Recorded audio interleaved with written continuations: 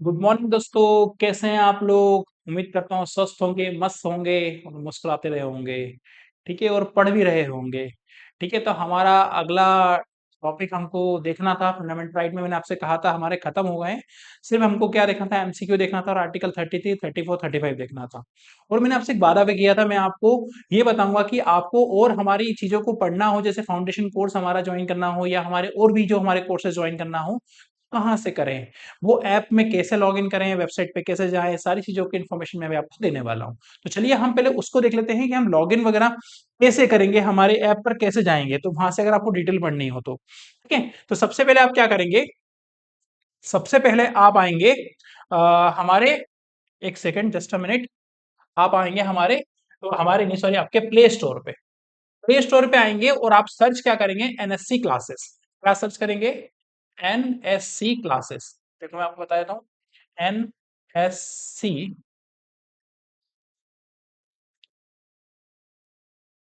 Classes.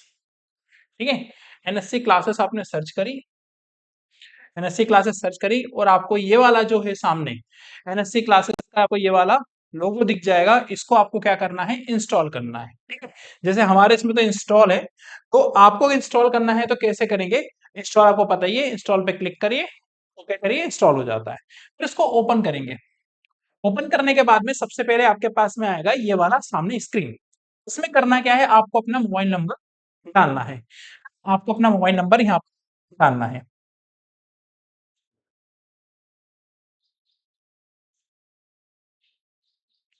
जैसे ये mobile number मैं डाल रहा हूँ, मोबाइल नंबर डालना है आपको। 4596। ठीक है, उसके बाद में आपके मोबाइल पे एक ओटीपी आएगा, उस ओटीपी से आपको क्या करना है, लॉग इन करना है।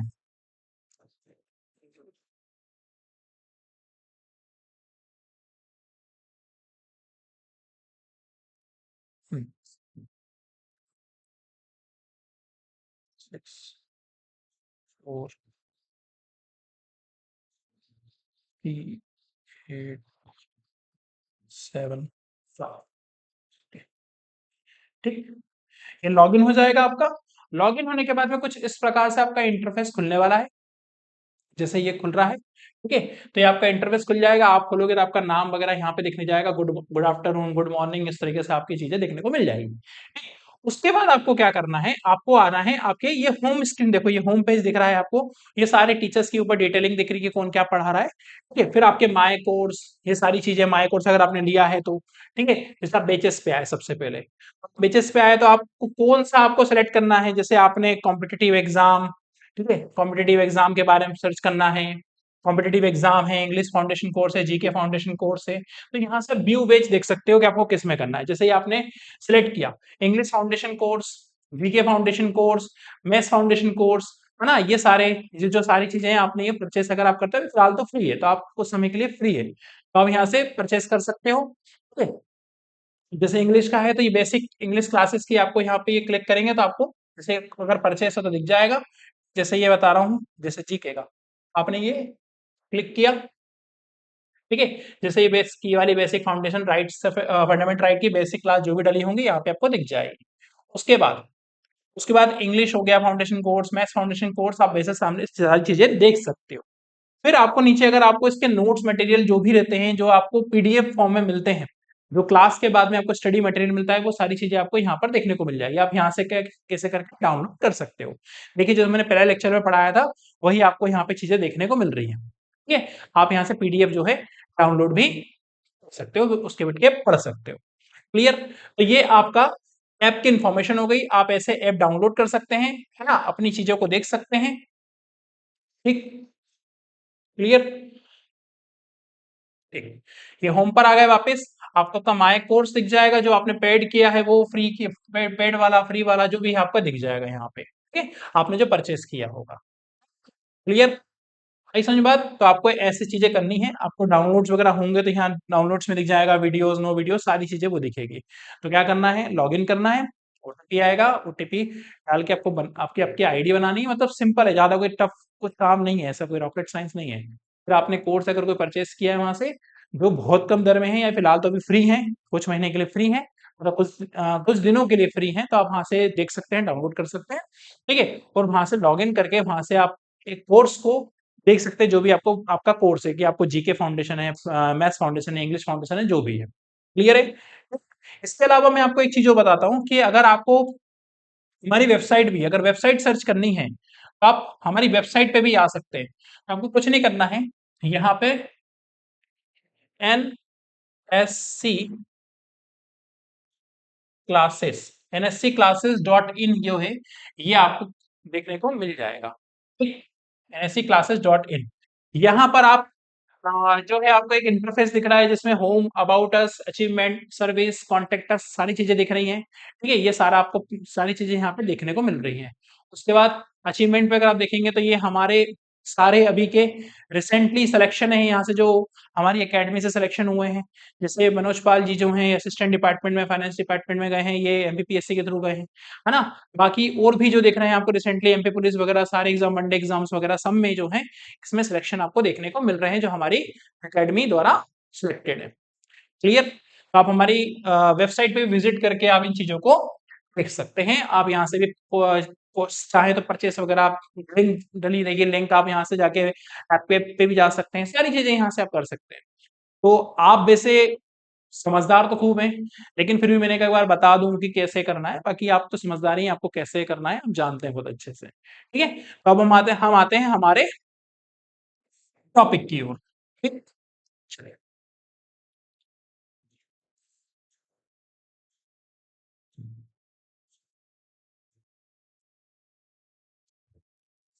ठीक है, तो हमारा क्या चल रहा था भाई? हमारा क्या चल रहा था? हमारा चल रहा था फंडामेंटल राइट।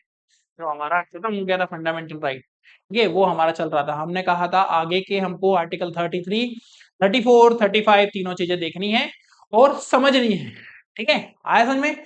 हमको इस चीज को देखनी है, समझनी है, और इसके एमसीक्यू भी करने हैं। क्लियर? तो आर्टिकल 33 मतलब अनुच्छेद, हिंदी में बोलते हैं अनुच्छेद। ठीक है, और 33, 34, 35 को समझते हैं और आगे बढ़ते हैं। जैसे आर्टिकल 33 क्या कहता है, मैं आपको एमसीक्यू भी कराऊंगा, एमसीक्यू लास्ट में आपके इसके एमसीक्यू रहेंगे 32 आर्टिकल के, 33 के, 34 के, 35 के, आपके आर्टिकल्स के तकरीबन 15 से 20 आपको एमसीक्यू मिलेंगे। घबराइए मत, जो कहा था वो मिलेगा। चलिए, तो भैया क्या कह रहा है आर्टिकल 33? आर्टिकल 33 अनुच्छेद 33 कहता है कि यह संसद को सशस्त्र बलों, अर्धसैनिक बलों, पुलिस बल, पुलिस बल, खुफिया एजेंसियों और इसी तरह के बलों, मतलब जो भी आर्म फोर्स हैं, अगर हम बात करें मिलिट्रीज हैं, आर्म फोर्स हैं, है ना, पैरामिलिट्रीज हैं, इन सब पर, या जो खुफिया एजेंसीज हैं जैसे रॉ, या हम बात करें आईबी वगैरह की, इनकी बात करें, तो इस तरह के जो भी फोर्सेस हैं या उनके मेंबर्स हैं, उनके फंडामेंटल राइट को प्रतिबंधित करने या निरस्त करने का अधिकार देता है। तो प्रतिबंधित मतलब क्या हो गया? प्रतिबंधित मतलब होता है रोकना, प्रोहिबिट करना। किस तरीके से रोकना? ऐसा नहीं है कि उनके सारे फंडामेंटल, मतलब जो जरूरत के हैं, जो लगते हैं कि यार इस पोस्ट के लिए ये नीड है, इसको करना है, तो वो उनको रोकने का काम, निरस्त मतलब उनके प्रतिबंध करने का काम किसका है? सरकार को अधिकार मिलता है कि वो ये काम कर सकती है।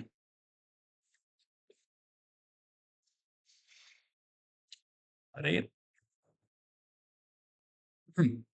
निरस्त करने का अधिकार देता है, मतलब आर्टिकल 33 किसके राइट्स को प्रोहिबिट करने का अधिकार गवर्नमेंट को देता है, तो वो देता है article 33 army force, paramilitary force और खुफिया एजेंसीज को, कि जो है उनके फंडामेंटल राइट को प्रोहिबिट करने का राइट जो है गवर्नमेंट को देता है, सरकार को देता है। इस प्रावधान का उद्देश्य उनके कर्तव्यों का उचित निर्वहन सुनिश्चित करना और उनके बीच अनुशासन बनाना। सबसे इंपॉर्टेंट बात, उनके बीच में डिसिप्लिन बना के रखना। आपने देखा होगा आर्मी वाले या पैरामिलिट्री वाले या खुफिया एजेंसी वाले, इनकी बहुत डिसिप्लिन में होते हैं, बहुत ज्यादा डिसिप्लिन में होते हैं। तो डिसिप्लिन कैसे मेंटेन किया जाता है? कि जो ऑर्डर दिया जाएगा वो फॉलो करना है, उसको बिना किसी बात के आपको फॉलो करना है, बिना कुछ पूछे या करना है, तो डिसिप्लिन मेंटेन करना है। सारा जो डिसिप्लिन में रहते हैं, सबसे ज्यादा अगर डिसिप्लिन की बात करें तो आर्मी वाले या जो आर्म फोर्स है, पैरामिलिट्री फोर्स है, या कुछ एजेंसी वाले बहुत डिसिप्लिन में होते हैं। तो उनके कैसे लाया जाए? जब तक आप उनके फंडामेंटल राइट को गवर्नमेंट क्या करेगी, तब प्रोहिबिट नहीं करेगी, रोकेगी नहीं, उनके हाथ में राइट है कि भाई ये नहीं करना, ये नहीं कर सकते, तो ये अधिकार दिया गया है सरकार को। ध्यान रखिएगा, अनुशासन बनाए रखने के लिए उनके कर्तव्यों का, उनको जो कर्तव्य दिया है उसका अच्छे तरीके से निर्वहन कर सके, इसलिए आर्टिकल 33 क्या करता है, इनके अधिकार को प्रोहिबिट करता है। आर्टिकल 33 के तहत कानून बनाने की शक्ति केवल संसद को, मस्ट मस्ट इंपॉर्टेंट, केवल केवल संसद को है, राज्य विधायिका नहीं कर सकती ये काम। राज्य विधानसभा, राज्य विधानमंडल जो है, विधानमंडल, विधानमंडल में वो भी शामिल होता है, ध्यान रखना, विधान परिषद भी, वो ये नहीं होते। ओनली ये राइट्स किसको दिया है, ओनली राइट पार्लियामेंट को दिया है, पार्लियामेंट को दिया है, ठीक है, संसद को दिया है। संसद किन तीन से मिलकर बनी होती है, यहाँ पे ये भी रिवाइज कर लो, कौन है, Lok Sabha plus Rajya Sabha plus president, ये तीन से मिलके जो है संसद बनती है। और ये पीवाईक्यू, रेलवे वगैरह ये अदर एग्जाम में पूछ भी चुके हैं, इवन एमपीपीएससी के प्रीलिम्स में पूछ चुके हैं कि संसद के अंग कौन कौन से होते हैं, तो लोकसभा, राज्यसभा और प्रेसिडेंट मतलब राष्ट्रपति। तो संसद को अधिकार दिया है आर्टिकल 33 के तहत। Is that clear? ओके, आगे बढ़ते हैं। संसद द्वारा बनाया गया ऐसा कोई भी कानून मौलिक अधिकारों के उल्लंघन के आधार पर किसी भी न्यायालय में चुनौती नहीं दी जा सकती। ध्यान रखना, अगर संसद ने ये वाला कानून बनाया है मौलिक अधिकारों के उल्लंघन के आधार, मतलब ये वाले इस राइट को किसी भी अगर अदालत में, इवन सुप्रीम कोर्ट तक में, किसी भी बोला मतलब सुप्रीम कोर्ट में भी नहीं, तो आप बोलो सर सुप्रीम कोर्ट में तो होता होगा, नहीं भाई सुप्रीम कोर्ट में भी नहीं है, आप कहीं पर भी इसको चुनौती नहीं दे सकते। अगर संसद ने ये कानून बनाया है इनके तहत जो मौलिक अधिकारों के उल्लंघन पे, आप देखो कि भाई ये मौलिक अधिकारों का उल्लंघन हो रहा, नहीं, आर्टिकल 33 में मेंशन है वाली चीज, क्योंकि डिसिप्लिन मेंटेन करना है, सारी चीजें मेंटेन करके चलना है। सशस्त्र बलों के सदस्यों में सशस्त्र बलों के गैर लड़ाकू कर्मचारी भी शामिल है, जैसे कि नाई बड़ई, जो भी उनके इसमें मतलब गैर लड़ाकू मतलब जो उनको स्पेशली सोल्जर्स के उसमें भर्ती नहीं करते कि लड़ाई करना है, दूसरे भी जैसे निकलते होंगे, आपने देखा होगा कि पुलिस में भी निकलती वैकेंसी, तो वो बढ़ई की हो गई, या हम बात करें नाई की हो गई, या ड्राइवर की हो गई, उससे रसोईया, चौकीदार, इन सब चीजों की जो अगर बात करें, उनको उन पर भी ये वाले, उनमें भी ये शामिल है, ध्यान रखना, उसमें भी उनके उन पे भी लागू होता है ये चीज, ठीक है। टोटल मिला के बात क्या हो गई, टोटल मिला के बात क्या हो गई भैया, देखो एक बात में समझो, टोटल मिला के क्या बात हुई, इस चीज को समझो। आर्टिकल 33 क्या कह रहा है,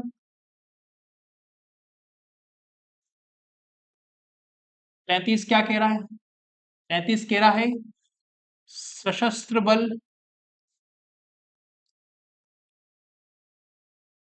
जो पैरामिलिट्री, पैरामिलिट्री फोर्स प्लस खुफिया एजेंसी,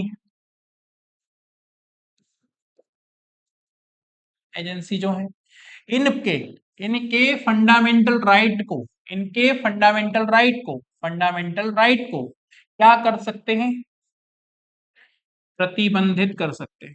कौन कर सकता है भाई, केवल और केवल संसद को राइट है। क्या ये राइट विधानसभा को है, नहीं। क्यों करते हैं, वाई, अनुशासन बनाए रखने के लिए और अपने कर्तव्यों का सही तरीके से निर्वहन कर सके, इसलिए। क्या इसमें सशस्त्र बल जिसमें शामिल होते हैं, क्या जो गैर लड़ाकू होते हैं वो भी शामिल होते हैं, गैर लड़ाकू सैनिक जो होते हैं वो भी शामिल होते हैं, तो हाँ, उन वो भी शामिल होते हैं। क्लियर है, ठीक, आई होप आपको क्लियर हो गया होगा आर्टिकल 33। अब आते हैं आर्टिकल 34 पर।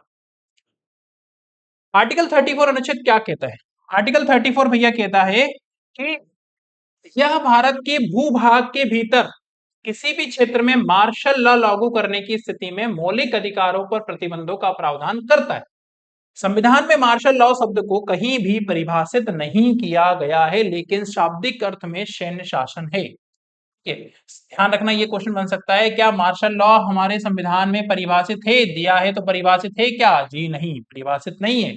आर्टिकल 34 कहता है कि भारत के किसी भी भूभाग में मार्शल लॉ लागू करने की स्थिति में मौलिक अधिकार जो है प्रतिबंधित हो जाएंगे। अगर भारत में कहीं पर भी मार्शल लॉ लगा है, फंडामेंटल राइट प्रोहिबिट हो जाएगा। ये कौन से आर्टिकल में कहा है, तो आर्टिकल 34 में कहा है। और ये कब होगा, युद्ध, आक्रमण, विद्रोह, दंगा, कानूनों के प्रति किसी भी प्रकार के हिंसक प्रतिरोध जैसे असाधारण परिस्थितियों में मार्शल लॉ लागू किया जाता है। ओके, युद्ध हो रहा है किसी के साथ, है ना?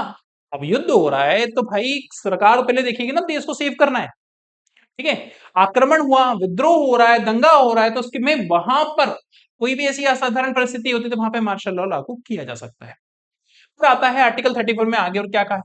संसद किसी संसद को किसी भी कर्मचारी या किसी अन्य व्यक्ति को किसी ऐसे कार्य के लिए क्षतिपूर्ति देने का अधिकार देता है जो उसे किसी ऐसे क्षेत्र में व्यवस्था बनाए रखने, बहाल करने संबंधित किया गया हो जहां मार्शल लॉ लागू हो।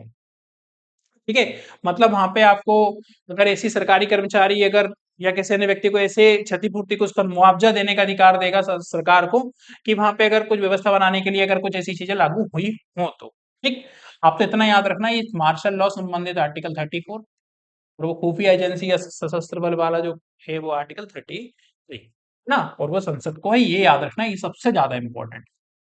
संसद द्वारा निर्मित क्षतिपूर्ति अधिनियम को किसी मौलिक अधिकार के उल्लंघन के आधार पर किसी भी न्यायालय में चुनौती नहीं दी, इसको भी आप कहीं पर भी चुनौती नहीं दे सकते, जहां सैनिक की बात आ गई वहां पर नहीं।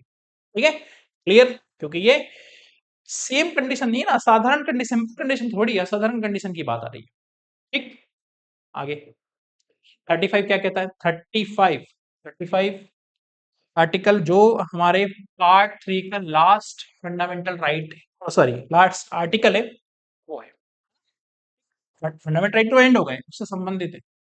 आर्टिकल 35 में यह प्रावधान है कि कुछ निर्दिष्ट मौलिक अधिकारों को प्रभावी बनाने के लिए कानून बनाने की शक्ति केवल संसद में निहित होगी, ना कि राज्य विधानमंडलों में। ना, सेम वही बात आ गई यार। देखो 33, 34, 35 पार्लियामेंट, विधानसभा के पास नहीं है, विधानमंडल के पास में नहीं है, ध्यान रखिएगा, ये दिमाग में फिट कर लीजिए। ठीक है, तो अगर मान लो कुछ भी जो फंडामेंटल राइट हमारे जो 6 फंडामेंटल राइट दिए हैं, तो अगर इनमें कोई ऐसा जो कोई भी कानून उसको क्या करना है, लागू करना है। जैसे मैं बात करूं आपसे कि अस्पृश्यता की, अनटचेबिलिटी, अनटचेबिलिटी, एलआईटी भाई, अनटचेबिलिटी, अनटचेबिलिटी से संबंधित अगर उसको लागू कराने के लिए कुछ नियम बनाने हैं तो वो इस आर्टिकल का सहारा लेके, आर्टिकल 35 का सहारा लेके कानून बना सकते हैं। ठीक है, और ये संसद को ही पावर है शक्तियां बनाने की। किसी राज्य, केंद्र शासित प्रदेश, स्थानीय प्राधिकरण या किसी अन्य प्राधिकरण में कुछ रोजगार या नियुक्ति के लिए निवास स्थान या को एक शर्त के रूप में निर्धारित करना, सर्वोच्च न्यायालय और उच्च न्यायालयों के अन्य न्यायालयों को मौलिक अधिकारों के प्रवर्तन के लिए निर्देश आदि जारी करने के लिए जारी करने का अधिकार देना है संबंधित है। देखो बस सिंपल सा है, कुछ खास नहीं है। ठीक, सशस्त्र बलों आदि मौलिक अधिकार लागू होने प्रतिबंधित निरस्त करना, वो सारी चीजें हैं, आप इतना याद रखिए क्या मैं आपको समझाना चाह रहा हूँ, मुझे समझिए।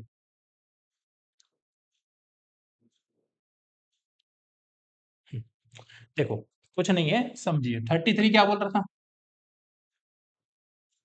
33 क्या बोल रहा था? 33 बोल रहा था सशस्त्र बल, है ना, अर्धसैनिक, अर्धसैनिक बल, खुफिया एजेंसी, खुफिया एजेंसी की बात कर रहा था, है ना। इसमें तीनों में मतलब एक पॉइंट लिख दूंगा, ज्यादा बेहतर रहेगा, तीनों के लिए हो जाएगा। ठीक है, आ, उनके वे फंडामेंटल राइट को क्या कर रहे थे, प्रतिबंध कर रहे थे। कौन? फंडामेंटल राइट को, है ना। क्यों कर रहे थे? अनुशासन के लिए। ठीक, ये हो गया। 34 क्या बोल रहा था? 34 बोल रहा है भाई कि जो मार्शल लॉ, मार्शल लॉ लागू करने का राइट आर्टिकल 34 से किसको है? ये भी किसको है ना, ये भी किसको है, ये सब चीजें किसके पास में है? केवल संसद के पास में, है ना। मार्शल लॉ वाली बात थी। 35 में क्या कहा है? 35 में कुछ नहीं, 35 में सिंपल सी बात है कि भाई जो फंडामेंटल राइट्स हैं उसको प्रभावी बनाने के लिए संसद जो है अनुच्छेद 35 के तहत नियम बना सकती है। ठीक है, तो ध्यान रखना ये तो दोनों जो है आर्टिकल 34 35 की बात कर रहे हैं, तो ये जो है ये किसी भी न्यायालय में प्रश्नगत नहीं है, मतलब चैलेंज नहीं कर सकते। ठीक है? तो ये आपका आर्टिकल जो है ये वाला 33, 34, 35 एक शॉर्ट पीरियड में खत्म होता है। ठीक है? तो हम अगले लेक्चर में हम क्या करेंगे? एमसीक्यू देखेंगे। 34, 35, 35 देख 34, 33, 34, 35 देख लिया हमने। पूरे फंडामेंटल राइट देख लिए। एमसीक्यू देखेंगे और उसके बाद एक छोटा-सा मैं 5 मिनट का 10 मिनट में आपको सारे फंडामेंटल राइट एक साथ समझा दूँगा।